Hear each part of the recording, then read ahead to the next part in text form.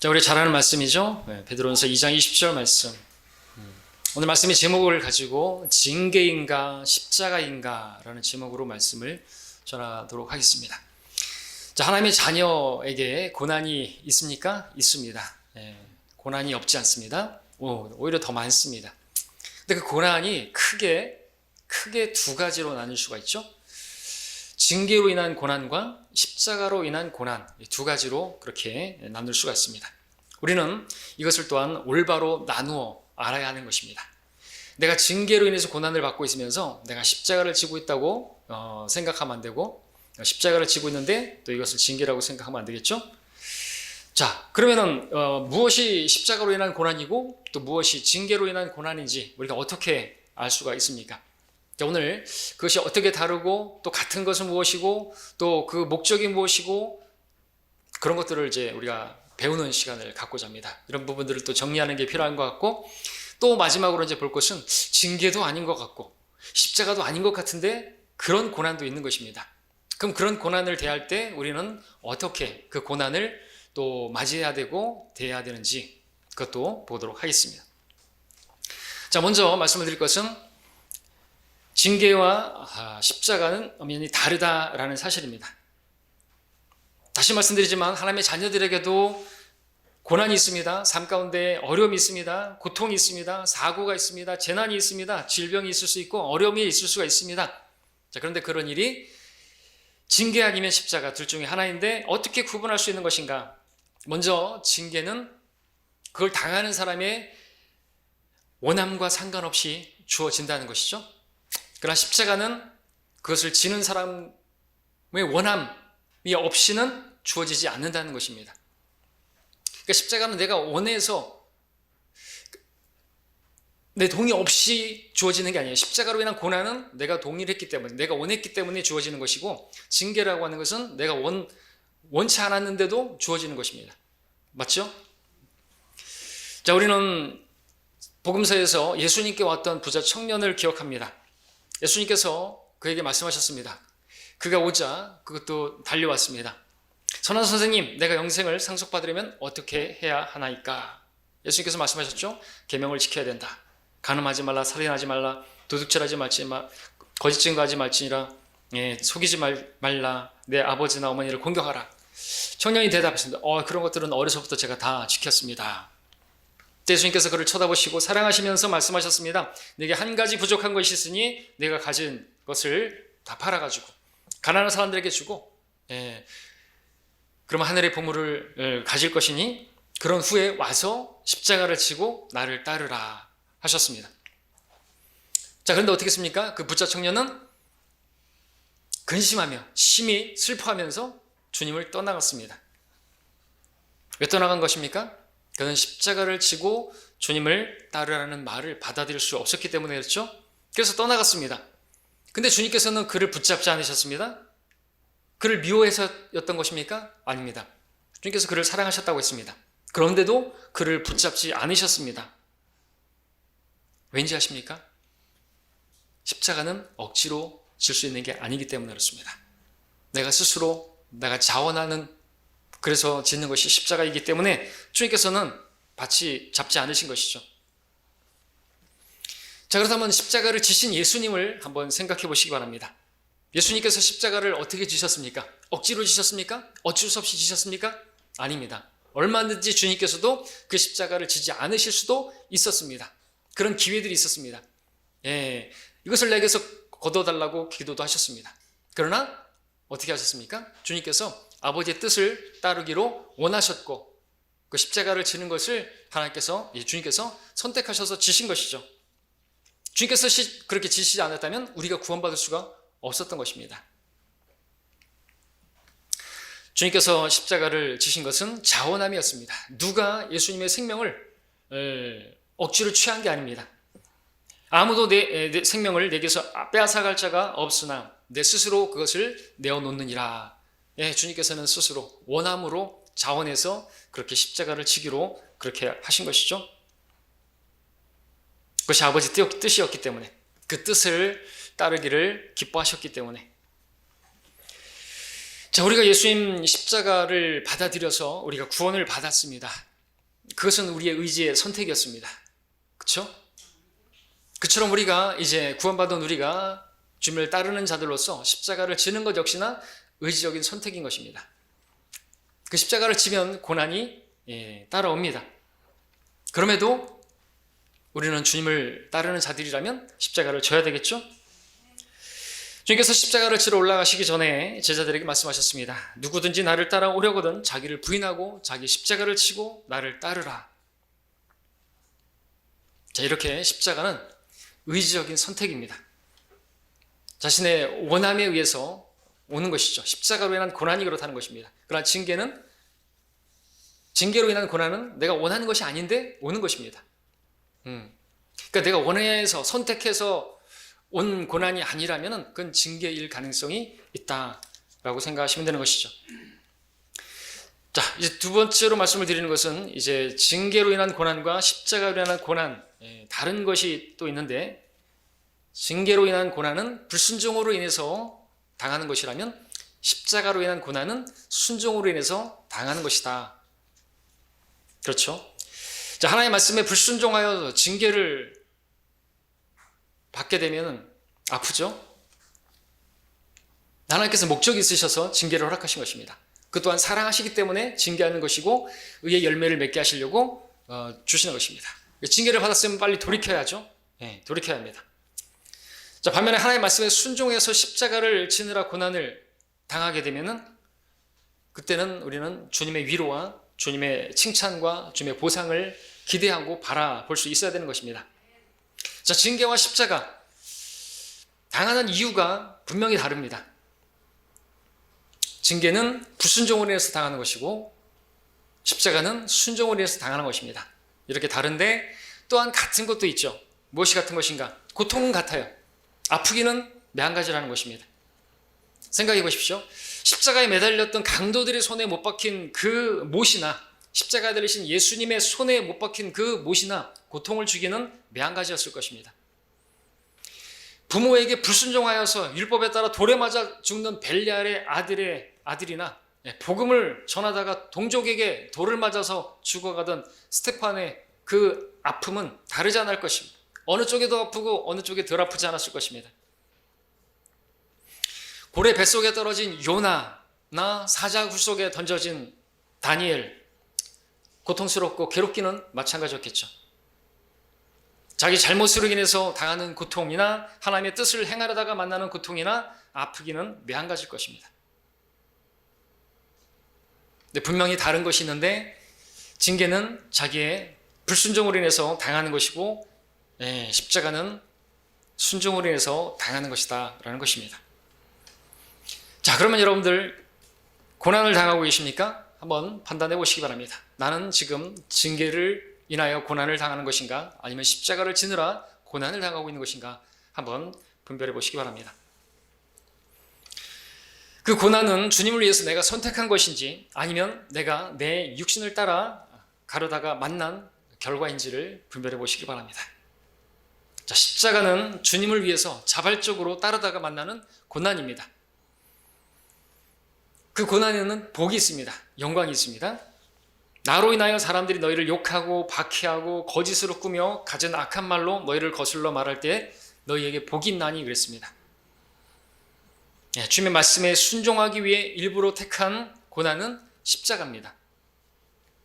그러나 주님의 말씀 벗어나서 내 마음대로 내 육신을 따라 행하다가 만나는 고난은 징계인 것입니다.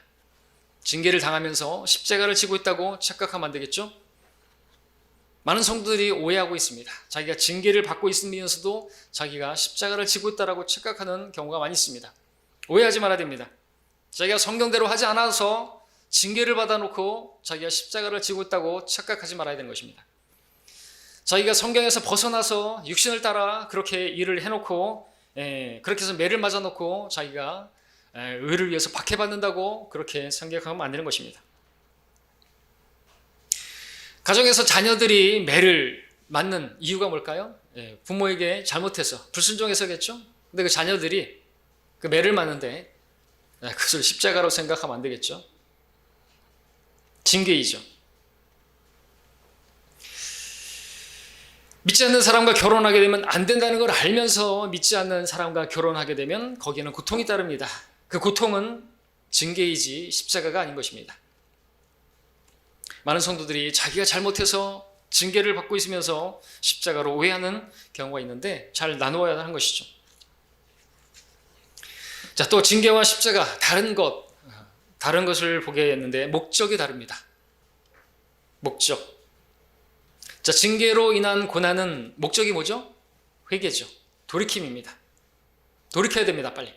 거기는 자백하는 것이 있어야 되겠죠? 하나님 앞에 간절히 부르짖는 것이 있어야 되겠죠? 그리고 또 그와 같은 일을 만나게 되었을 때 똑같은 실수를 범하지 않겠다고 하는 그러한 결심이 있어야 하는 것입니다. 그러나 십자가로 인한 고난, 거기에는 어떤 목적이 있는 것이죠? 하나님을 찬양케 하는 것, 또 인내를 배우게 하는 것, 소망을 갖게 하는 것, 그런 것이 있습니다. 십자가에 있는 칭찬과 영광이, 보상이 기다리고 있습니다.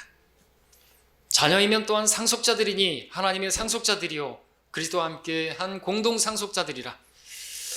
우리가 그와 함께 고난을 받은 것은 함께 영광도 받게 하려 함이라. 이는 현재의 고난들이 우리에게 나타나게 될 영광에 감히 비교되지 않는다고, 못한다고 내가 여기기 때문이라.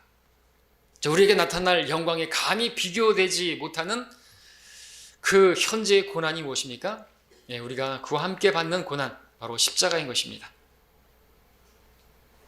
자, 징계로 인해서 고난을 당할 때는 영광을 기대하면 안 됩니다. 그것은 어리석은 것입니다. 십자가로 인한 고난을 당할 때 이런 말씀들이 많이 있는데 우리는 이런 말씀들로 위로를 얻고 또 소망을 가지게 되고 또 기뻐할 수 있는 것입니다. 그 가운데서. 고난이라고 다 같은 고난이 아니죠. 징계로 매를 맞는 일에는 영광이 없습니다. 그러나 십자가로 인해서 매를 맞으면 거기는 영광이 있습니다. 오늘 본문 말씀 다시 보십시오. 너희의 잘못들로 인해 매를 맞고 참으면 무슨 영광이 있겠느냐. 그러나 선을 행하다가 고난을 받고 참으면 그것은 하나님께서 기뻐하실 만한 것이 되느니라 그랬습니다. 같은 매를 맞더라도 바울처럼 주님을 위해서 맞으면 영광이 있겠지만 자기가 잘못해서 성경대로 하지 않아서 성경을 벗어나서 어떤 일을 행해서 징계를 받았다. 거기에 영광을 기대해서는 안 되는 것입니다. 그것은 십자가가 아닌 것입니다.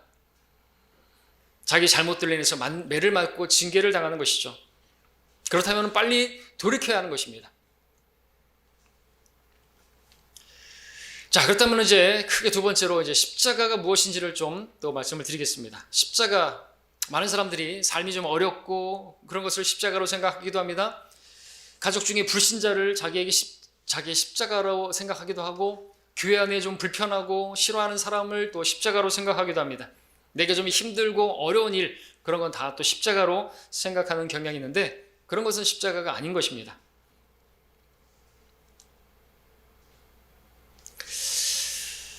자, 다시 부자 청년 한번 생각해 보시기 바랍니다. 그가 져야 할 십자가, 그것은 무엇입니까? 자기 재산을 포기하는 것입니까? 자기의 부를 포기하는 것입니까? 가난한 사람들에게 나눠주는 것입니까? 그런 것이 십자가가 아닌 것입니다. 그런 거는 이제 십자가를 진 사람에게서 나타나는 열매들일 수는 있지, 십자가는 그런 게 아니죠. 이따가 없어질 그런 것들은 십자가가 아닙니다. 그 부자 청년이 정작 져야 할 십자가는 무엇입니까?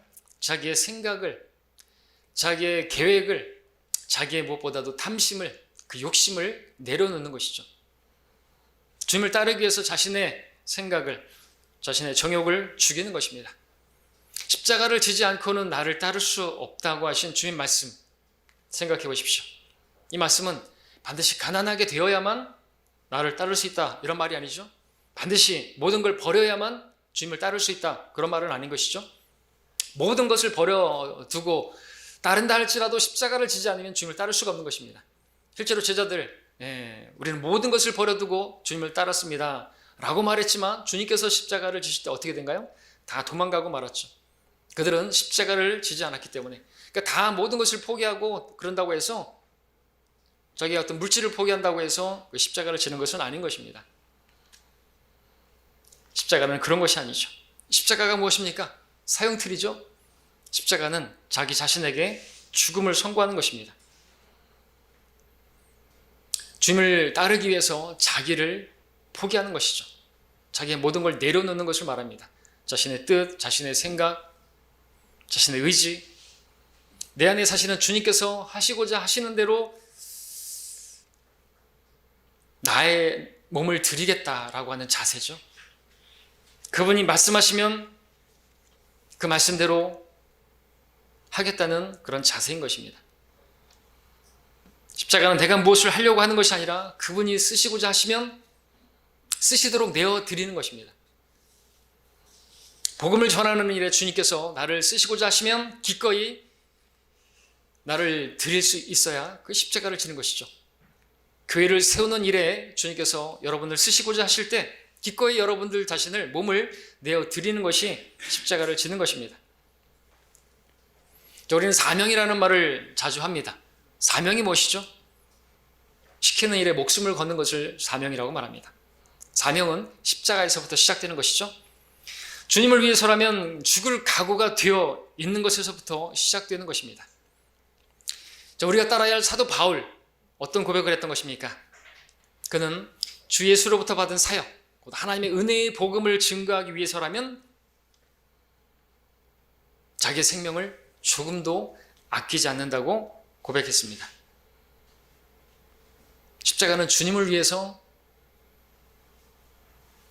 죽고자 하는 것이고 주님을 위해서 고통을 당하고자 하는 것입니다. 주님을 위해서 아픔을 당하는 쪽을 선택하는 것입니다. 사실 주님을 영접한 모든 그리스도인들, 주님과 이런 관계가 형성되었죠. 사실은 주님 영접했을 때 우리 모두가 십자가에 못 박힌 채 태어난 것입니다. 내가 그리스도와 함께 십자가에 못 박혀 죽었나니 그랬잖아요. 우리는 태어날 때부터 거듭날 때부터 십자가에 못 박힌 채로 태어난 것입니다. 그렇게 여기고 살아야 되는 것이죠. 그러지 않고는 주님을 따를 수가 없어요. 주님을 따른다고 하더라도 그건 주님을 따르는 게 아닌 것입니다. 자, 그리스도인들은 이미 십자가에 죽은 사람들이에요. 근데 많은 성도들이 여전히 자기가 살아있다라고 생각합니다. 이미 장사된 바 된 사람들인데 자신이 살아있는 것처럼 자기 육신을 위해서 살고자 합니다. 여러분들 다 침례를 받으셨죠? 침례 받을 때 어떻게 받습니까? 내가 그리스도와 함께 죽었고 내가 그리스도와 함께 장사되었고 우리는 그렇게 장사 지낸 바 된 사람들인 것입니다. 다시 일어날 때는 내가 아니고 주님으로 살겠다는 주님의 생명이 이제 내 생명이고 주님 부활하신 그 주님의 부활을 생명으로 살아가는 삶을 살겠노라고 하는 고백이 바로 침례 성도들의 고백인 것입니다.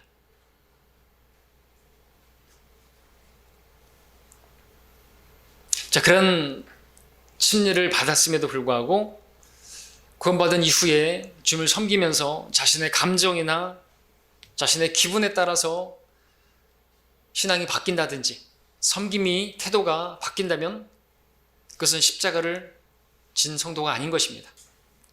십자가에서 내려온 것이죠. 육신을 따라 사는 것입니다. 그렇게 십자가에서 내려와서 자기 육신이 원하는 대로 감정대로 기분대로 그렇게 살아가는 성도에게 어떤 고난이 닥치고 고통이 왔다면 그건 십중팔구 징계일 가능성이 크죠. 우리가 지난주 주일날에 불렀던 찬양이 있습니다. 날마다 숨쉬는 순간마다 거기에 나오는 가사가 있습니다. 주가 고난 허락하신다면 어떻게 하죠? 능히 감당하게 하소서. 기꺼이 고난에 동참하겠다는 그런 고백이죠. 기꺼이 십자가를 지겠다는 그런 고백인 것입니다. 아름다운 고백입니다. 우리가 입술로만 부르는 노래가 아니어야 되겠죠. 실제로 그런 고백이 나의 믿음이 되어야 되겠습니다. 우리 고백 중에 그런 것이 있나요? 여러분들 기도할 때 그런 기도가 있나요? 주님 앞에 우리가 감사의 고백도 있고 즐거움의 고백도 있고 기쁨의 고백도 있고 사랑의 고백도 있는데 주님을 위해서라면 어떠한 고난도 감당하겠다라고 하는 고백은 있는 것입니까? 내가 주님을 위해서 고통당하는 일에 나를 드리겠습니다. 생각해 보십시오. 주가 기뻐하시는 일에, 그 일에 내가 고통당하는 일이 있을지라도 그 일을 하겠습니다. 적극적인 그런 고백이 있냐라는 것이죠. 많은 성도들이 그 대신에 제발 나를 좀 힘들지 않게 해주십시오. 주님, 저를 좀 편하게 좀 해주십시오. 좀 저를 흔들지 말아주십시오. 주님, 저에게 좀 부담 좀 주지 말아주십시오. 제발 저로 꽃길만 걷게 해주십시오. 이런 고백만 있지 않을까요? 우리 믿음의 선배들의 신앙과 우리의 신앙을 비교하면 어떻습니까? 너무나 초라하죠. 우리 순교사, 우리 교회사 가운데서 믿음을 지키려다가 십자가를 지고 죽음에까지 이런 사람들이 많이 있습니다. 그들과 비교한다면 우리는 참으로 초라하고, 우리는 주님의 뜻에 너무나 무관심하고 주님의 그 계획에는 너무나 동떨어져 있는 것을 보게 됩니다. 어떻게 그러한 우리를 주님께서 쓰실 수가 있겠습니까?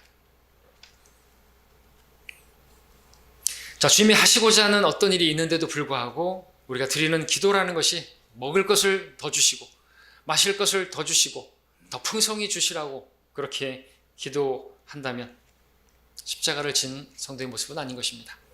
십자가의 삶은 먹을 것이나 입을 것을 구하는 것이 아니라 하나님의 나라와 의를 구하는 것이죠. 내가 주님을 위해서 무엇을 할 것인가? 바울이 예수님을 처음 만났을 때, 주님을 알게 되었을 때 그가 했던 첫 번째 고백이 뭡니까? 내가 무엇을 하길 원하시나이까? 자, 우리는 그렇게 고백한 적이 있습니까? 주님을 알고 주여 누구시니까? 나는 내가 박해하는 예수라. 예수님을 알게 되었습니다. 바로 나와야 될 고백이 그것입니다. 내가 무엇을 하기 원하시나이까? 근데 아직까지도 주님께서 나를 위해서 무엇을 해주실 것인가를 기대하고 그런 것을 고민하고 있지 않은 것인가요? 합당치가 않습니다. 계속 그렇게 내가 원하는 대로 신앙생활하게 되면 안 되는 것이죠. 그러다가 징계 올 수 있습니다. 그리고 거기서 십자가로 생각하면 안 되겠죠. 이제는 내가 주님을 위해서 무엇을 할까? 그것을 고민하고 그것을 위해서 기도해야 되는 것입니다. 이 시간에 오늘 우리가 하나님 앞에 나왔지만 예배를 드리면서도 여러분들이 원하는 말씀이 아닌 하나님께서 원하시는 말씀을 듣기를 원하셔야 되고, 나를 변화시키고 나를 온전케 하는 하나님의 사람으로 막 바꿔주시라고 그런 마음으로 하나님의 말씀을 들어야 되겠죠. 그것이 십자가를 지는 주님을 따르는 성도의 모습인 것입니다. 예배하는 모습인 것입니다. 자, 여러분은 어떻습니까? 지금 십자가를 지고 주님을 따르고 있는 것입니까? 자, 세 번째로 크게 말씀드릴 것은 징계도 아니고 십자가도 아닌 것 같은데 고난이 왔습니다. 어떻게 봐야 되겠습니까? 우리는 징계인지 십자가인지 구분하기 어려운 고난들을 만날 때가 있습니다. 저한테 그런 걸 물어볼 때도 있습니다. 우리 성도님들이 답을 알고 계십니까? 왜 이런 고난이 나게 온 것인가? 자, 징계는 분명히 내가 잘못해서 오는 것이죠. 불순종으로 인해서 오는 것입니다. 고통이 옵니다. 근데 내가 잘못한 게 없는 것 같은데 돌아봐도 이제 그런 것 때문에 이제 고민해보는 것은 좋은 것이죠. 왜냐하면 빨리 돌이킬 수가 있으니까. 그런데 내가 징계를 받은 건 아닌 것 같고, 그렇다고 내가 십자가를 진 것도 아닌 것 같고, 이건 내가 원하는 게 아닌데 난 주님을 잘 섬기려고 하고 있고 한데 이런 일을 당했다. 그럴 때 어떻게 우리가 그것을 봐야 되겠습니까? 그리고 그런 고난을 당했을 때 어떤 자세로 그것을 받아들여야 되겠습니까? 욥을 생각해 보십시오. 욥은 고난받은 사람의 대명사죠. 그 무슨 죄를 지었습니까? 죄 안 지었습니다. 징계가 아닙니다. 십자가였습니까? 아닙니다. 왜냐하면 십자가는 뭐라 그랬습니까? 자기가 선택한 것이잖아요. 자기가 원함에 의해서 주어지는 것이잖아요. 원하지 않았어요. 징계도 아니에요. 그럼 뭐죠? 고난이 왔어요. 여러분들에게도 그런 것이 올 수가 있습니다. 내가 원한 것이 아니고 내가 잘못해서 받은 것도 아닙니다. 내가 선택한 것도 아니고 또 선택하지 않았어도 그렇게 온 징계도 아닙니다. 그럴 때 어떻게 해야 되죠? 그럴 때는 우리는 어떻게 그 고난을 바라봐야 되겠습니까? 그 고난 앞에 어떻게 해야 되겠습니까? 불평하고 원망해야 되겠습니까? 아니죠. 어떻게 해야 되는가? 감사해야 되죠. 왜 감사해야 됩니까? 이유가 충분하기 때문에 그렇습니다. 감사해야 할 이유가 있습니다. 무엇보다도 징계도 십자가도 아닌데 오는 고난은, 그 고난을 통해서 우리는 더욱더 하나님을 실제적으로 알 수 있기 때문에 그렇습니다. 욥이 당한 고난, 욥이 고난 당하기 전과 당한 후는 확연한 차이를 보이고 있습니다. 어떻게 달라졌죠? 욥이 고난 당하기 전에는 하나님을 어떻게 알았는 것인가? 어떻게 알았습니까? 단지 귀동냥으로 알아서 그렇게 그 정도로 알고 있습니다. 귀로만 들은 하나님으로 알고 있었습니다. 그러나 고난 당하고 나서는 그가 고백합니다. 내가 주에 대하여 귀로만 들었사오나 이제는 내 눈으로 주를 보나이다. 얼굴과 얼굴을 대면하여 아는 것처럼 그렇게 주님을 알게 된 것이죠. 욥기 42장 5절의 말씀입니다. 그의 고백인 것이죠. 여러분들도 그냥 하나님이 너무나 어렴풋하고 그럴 때가 있을 것입니다. 근데 고난을 통과하고 나면은 그 고난을 통해서, 그 고난이 아니고서는 정말 얻을 수 없는 그런, 바울이 그랬죠. 내가 그의 고난의 교제를 알아. 고난을 통해서 주님을 만나서 어떻게 되었는가? 그리스도를 더 얻게 되었다고 말하고 있지 않습니까? 그리스도 안에서 풍성한 생명의 그 삶을 누리게 되었다고 말하고 있지 않습니까? 그리스도를 더 얻은 것입니다. 그리스도를 더 알게 된 것이죠. 그 고난을 통해서 더 친밀하게 주님과 교제할 수 있게 된 것입니다. 분명한 것은 고난이 우리에게, 징계도 아니고 십자가도 아닌 그 고난이 우리를 강하게 만드는, 우리를 연단하게 만드는 것이라는 것이죠. 우리가 계속해서 봤던 요셉을 생각해 보십시오. 요셉은 십자가를 진 게 아닌 것이에요. 자기가 원한 건 아니었습니다. 근데 알 수 없는 그런 일들이 벌어지고 알 수 없는 고난들이 계속해서 다가왔습니다. 징계도 아니었습니다. 그가 잘못한 것이 없었습니다.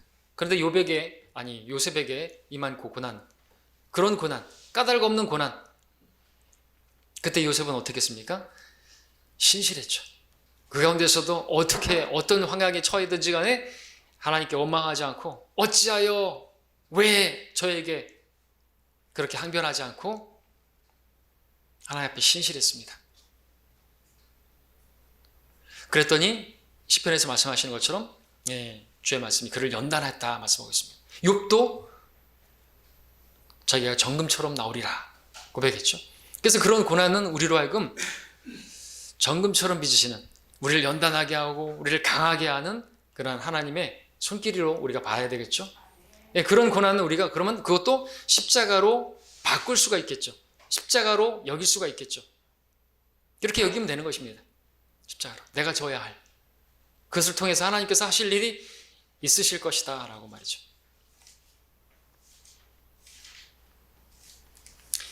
하나님께서 우리에게 고난을 허락하시는데 이런 고난 저런 고난 있겠지만 알죠. 징계 같은 경우는 알아요.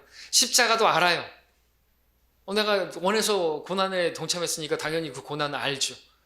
징계도 알 수 있을 것이에요. 본인은 알 겁니다. 내가 올 것이 왔구나. 징계를. 근데 모르는 게 있어요. 당장은 몰라요. 근데 나중에는 알게 되는 그런 고난이 있죠. 주님께서는 그렇게 일하십니다. 다 설명하지 않죠. 욥에게도 말씀하죠. 엘리후가 말했죠. 어찌하여 당신은 그분을 거역하여 다투느뇨? 이는 그분이 그의 일 중 어떤 것도 설명하지 않으십니다. 하나님께서 한 번 말씀하시고 두 번 말씀하셔도 사람은 그것을 알아차리지 못하는도다. 당장은 모를 수가 있단 말이죠. 근데 나중에는 알게 되는 것입니다. 앞전에 설교했던 것처럼 지금 몰라도 나중에는, 이후에는 알게 되리라. 그러면 우리는 그 가운데서 막 다투는 것이 아니라 그런 일들이 우리로 하여금 하나님 멀어지고 또 그 하나님 앞에 불평하게 되고 이스라엘 백성들처럼 원망하게 되고 그러다가 미끄러질 수 있는 그런 기회도 되겠지만, 그런 일들은 오히려 하나님을 전적으로 신뢰할 수 있는, 또 정말 하나님을 온전히 믿는 믿음을 하나님 앞에 드러낼 수 있는 기회가 되지 않습니까? 코리 텐붐이라는 그 자매가 있죠. 그 간증은 많은 성도들에게 알려져 있는데 네덜란드에서 있었던 코리와 가족, 하나님을 정말 잘 섬기려고 하는 그런 가족이었는데 2차 세계대전이 터졌죠. 유대인들이 잡혀가게 되었습니다. 유대인을 집안에 숨겨줬습니다. 근데 누군가의 고발로 인해서 그것이 드러나서 포로 수용소에 갇히게 되었죠. 그곳에서 아버지도 죽고 오빠도 죽고 코리와 언니 함께 수용소 생활을 했는데 정말 지옥 같은 인간 대접받지 못하는 그런 생활을 했습니다. 코리는 계속해서 불평했습니다. 왜 어찌하여 이런 고난을 허락하시는지 모르겠다고 항변했습니다. 그래서 언니는 하나님께서는 가장 낮은 곳에도 계시고 하나님의 사랑은 측량할 수 없다고 그런 이야기도 합니다. 그리고 그 수용소에도 그런 게 있었다 그랬죠. 누군가가 썼는데 하나님의 사랑의 길이와 높이와 높이는 측량할 수 없다고. 그 가운데서도 그렇게 누군가가 그렇게 쓴 우주를 말하는 것이기도 하지만 사랑과 넓이와 깊이와 높이와 그것은요. 그만큼 하나님의 사랑은 측량할 수 없다는 것인데 그런 수용소에서도 그런 것을 경험한 사람이 있다는 거죠. 놀랍지 않을 수가 없습니다. 자, 코리는 결국 기적적으로 풀려나게 되죠. 근데 언니는 이제 죽게 되었습니다. 코리는 몰랐습니다. 우리도 모를 것입니다. 그러나 코리는 그 지옥 같은 곳을 빠져나와서 이제 말할 수 있게 됐습니다. 하나님께서 그 가운데서 하나하나 섬세하게 자기를 다루시고 왜 자기를 그런 고난의 용광로를 통과하게 하셨는지 하나하나 간증하기 여러분들도 언젠가 말씀드렸던 것처럼 하나하나 세심하게 다 말씀해 주신 것이 그 가운데서 성경을 볼 수 있도록 벼룩도 보내주셔가지고 그 교도관들이 들어오지 못하게 해서 자유롭게 성경도 공부할 수 있게 해주셨고 그 하나하나 나중에 보니까 하나님의 손길을 보게 되었고 그것을 간증하면서 여기저기 다니면서 간증하고 또 복음을 전하는 그런 삶을 사는 연이었습니다. 자, 까닭없는 고난, 알 수 없는 고난을 만날 때 불평과 원망과 낙담하다가 실족할 수가 있는데 그런 까닭없는 고난, 우리로 하여금 전적으로 하나님께 나를 내어 맡길 수 있는 그런 기회가 되고 그런 기회로 우리가 선용해야 되겠습니다. 우리로서는 아무것도 알 수 없고 답답하지만 하나님은 다 아십니다. 정말 답답한 상황이 있습니다. 왜 이런 일이 벌어지는 것인가? 교회 안에서도 답답해하는 성도들이 있습니다.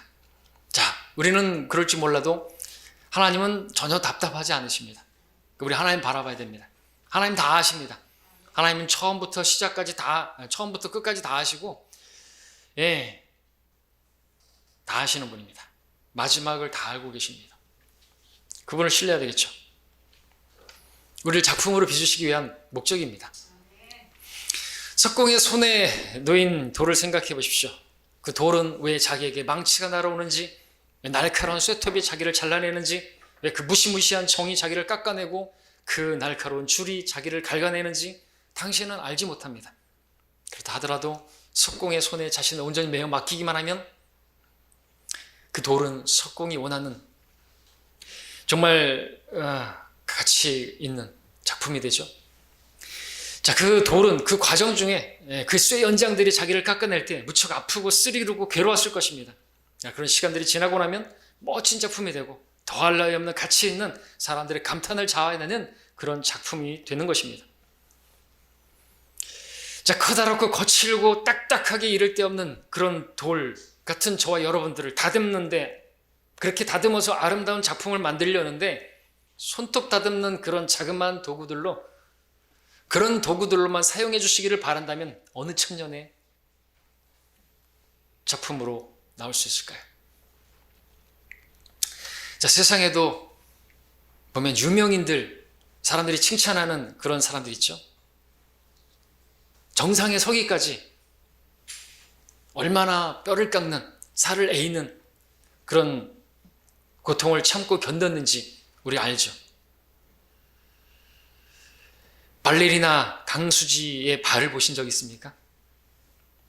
축구선수 박지성의 발을 보신 적 있습니까? 인터넷에 돌아다니던데. 그리고 어떤 바이올리니스트의 손을 본 적이 있습니다. 자, 그들은 세상의 영광을 얻기 위해서 그 고난과 고통과 눈물과 아픔을 마다하지 않고 자신을 드렸습니다. 세상의 영광일 뿐입니다. 근데 우리에게는 영원한 영광이 있습니다. 감히 비교되지 못하는 현재의 고난에 비교 안 되는 그런 영광이 있는데 그것을 앞두고도 많은 성도들이 안일하게 그 고난을 피해가려 하고 십자가가 아니라 꽃길만 걸으려고 한다면 어찌 되겠습니까? 우리는 마음의 생각에 변화를 받아야 됩니다. 깨어나야 됩니다. 나는 과연 주님을 지금 잘 따르고 있는 것인가? 이 세상의 영광을 여전히 붙들고 있는 것인가? 계속 그러한 삶을 살게 되면 징계가 올 수 있어요. 그런 고난을 당하느니 차라리 우리가 잘 행하여서, 그죠? 고난을 당하는 것을 선택한다면 영광이 기다리고 있습니다. 자, 말씀을 맺겠습니다. 징계받고 계신 분이 계십니까? 그러면 돌이키시기 바랍니다. 십자가를 지고 계신 분이 계십니까? 그렇다면 영광을 바라보시기 바랍니다. 징계도 아닌 것 같고 십자가도 아닌 것 같은 고난을 당하고 계십니까? 그러면 그걸 그냥 십자가로 여기시기 바랍니다. 십자가로 바꾸시기 바랍니다. 여러분을 다듬기 위해서 주님께서 개입하시고 여러분 작품으로 빚으시기 위해서 개입하신 손길로 여기시고 그분께 여러분 자신을 맡기시기 바랍니다. 자, 믿음의 시련은 인내를 이루고 인내는 결국 우리로 하여금 온전하고 아무것도 부족한 것 없이 그렇게 구비되게 하신다고 했습니다. 자, 이왕이면 잘못으로 인해서 매를 맞는 삶이 아니라 주 예수 그리스도를 위해서 고난받는 삶을 선택해야 되지 않겠습니까? 십자가는 선택입니다. 주님의 생명을 드러내기 위해서 내가 죽었음을 고백하는 자세입니다. 주님이 원하시면 어떤 고난도 고통도 감당하겠다는, 내가 그렇게까지 해야 됩니까? 네, 그렇게까지 하는 것이 주님을 따르는 것이에요. 그분이 원하시면 어디로든 가려는 자세이고 그분이 원하시는 일이라면 무엇이든 하려는 자세. 사실 모든 그리스도인들이 바로 이 십자가를 지고 주님을 따라야 하는 그런 삶을 요구받고 있지만 많은 성도들이 십자가를 지고 있지는 않습니다. 사실 모두가 다 십자가에 못 박힌 자들인데도 불구하고 여전히 십자가를 뒤로하고 있습니다. 자, 그러나 기억하십시오. 십자가를 지고 주님을 따르려고 하는 성도들에게 분명히 약속하셨습니다. 현 세상에서는 위로를 주시고 평안을 주시고 소망을 주실 것이고 오는 세상에서는 칭찬과 존귀와 영광을 넘치도록 주시겠다고 말입니다. 여러분은 십자가를 지시겠습니까? 기도하겠습니다.